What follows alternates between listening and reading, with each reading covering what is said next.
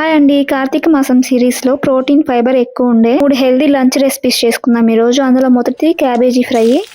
దీనికోసం ముందుగా ఆయిల్ పెట్టుకుని ఆయిల్ హీట్ అయ్యాక జీలకర్ర, ఆవాలు, పచ్చిపప్పు వేసుకొని వేయించుకున్నాక సన్నగా కట్ చేసుకున్న ఉల్లిగడ్డలు వేసుకొని వేయించుకోవాలి. ఈ క్యారెట్ ఫ్రై కోసం క్యాబేజీని చాలా సన్నగా కట్ చేసుకోవాలి. క్యాబేజీని వెజిటేబుల్ చాపర్లో కట్ చేయండి. ఇలా సన్నగా వస్తాయి. క్యారెట్ను తురుముకోవాలి. ఇప్పుడు ఇందులో సన్నగా కట్ చేసుకున్న క్యాబేజీని వేసుకొని అందులో ఉప్పు, పసుపు వేసుకొని వేయించుకోవాలి. ఉప్పు, పసుపు వేసుకున్నాక క్యాబేజీని 5 నిమిషాల పాటు మీడియం ఫ్లేమ్లో వేయించుకున్నాక క్యారెట్ తురుముని వేసుకోవాలి. ఈ క్యారెట్ ఫ్రైలో మెయిన్ ఇంగ్రీడియంట్ పచ్చి కొబ్బరి. పచ్చి కొబ్బరిని ఒక మిక్సర్ జార్లో తీసుకొని సన్నగా ముక్కలుగా తీసుకొని అందులో 3 పచ్చిమిర్చి తీసుకోవాలి మంటకలవి. అవి మిక్సీ పట్టుకొని ఈ ఫ్రైలో వేసుకొని 5 నిమిషాల పాటు మీడియం ఫ్లేమ్లో వేయించుకున్న తర్వాత కొత్తిమీర వేసుకొని స్టవ్ ఆఫ్ చేసుకోవాలి, అంతే. నెక్స్ట్ ఇంగ్రీడియంట్ వచ్చేసి సొరకాయ. పీచు పదార్థం ఎక్కువ ఉన్నది, హెల్దీ కూడా.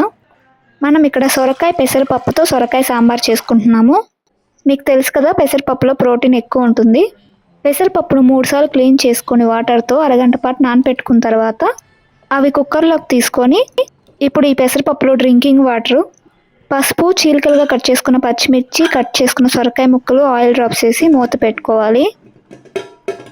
3 విజిల్స్ వచ్చిన తర్వాత స్టవ్ ఆఫ్ చేసుకుంటే పప్పు రెడీ అవుతుంది. ఈ పప్పు ఉడికేలోపు వెజిటేబుల్స్ అన్ని కట్ చేసి రెడీగా పెట్టుకోండి. నెక్స్ట్ ఒక ప్యాన్లో ఆయిల్ తీసుకొని ఆయిల్ హీట్ అయ్యాక అందులో జీలకర్ర, ఆవాలు, మెంతులు వేసుకోవాలి. మెంతులు ఖచ్చితంగా వేసుకోవాలి, అప్పుడే టేస్ట్. నెక్స్ట్ ఇందులో కరివేపాకు వేసుకొని వేగిన తర్వాత సన్నగా కట్ చేసుకున్న, పొడుగ్గా కట్ చేసుకున్న ఉల్లిగడ్డ ముక్కలు, చిలుకలుగా కట్ చేసుకున్న పచ్చిమిర్చి వేసుకోవాలి. నెక్స్ట్ ఇందులో పసుపు వేసుకొని ఇవన్నీ గోల్డ్ కలర్ వచ్చేంత వరకు వేయించుకోవాలి. తర్వాత మరీ లావుగా కాకుండా మరీ సన్నగా కాకుండా కట్ చేసుకున్న సొరకాయ ముక్కల్ని ఇందులో వేసుకొని కట్ చేసుకున్న టమాటా ముక్కలను కూడా ఇందులో వేసుకొని వేయించుకోవాలి. ఇవన్నీ వేసుకొని 5 నిమిషాలు వేయించుకున్న తర్వాత పచ్చి కొబ్బరి, పచ్చిమిర్చి 3 మిక్సీ పట్టుకొని ఇందులో వేసుకోవాలి. పచ్చి కొబ్బరి, పచ్చిమిర్చి మిశ్రమం ఇందులో వేసుకున్న తర్వాత 5 నిమిషాల పాటు ఇవన్నీ మొక్కలకు బాగా పట్టేలాగా వేయించుకున్న తర్వాత ఈ మిశ్రమం నుంచి వాటర్ ఫామ్ అవుతాయి. అప్పుడు మనం ముందుగా ఉడికించుకున్న పప్పు వేసుకోవాలి. అలాగే కొన్ని వాటర్ కూడా యాడ్ చేసుకొని మనం ముందుగా నానబెట్టుకున్న చింతపండు పులుసుని ఇందులో యాడ్ చేసుకోవాలి.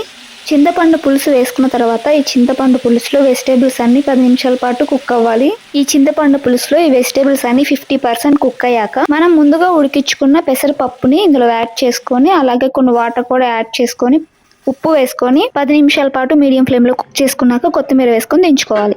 నెక్స్ట్ ఈ సొరకాయ పచ్చడి చేసుకుందాము. ఒక బాణీలో 3 టేబుల్ స్పూన్ల నూనె తీసుకొని నూనె హీట్ అయ్యాక అందులో శనగగుళ్ళు వేసుకొని వేయించుకోవాలి. నెక్స్ట్ మీడియం మంటగల పచ్చిమిర్చి తీసుకోవాలి ఒక 10.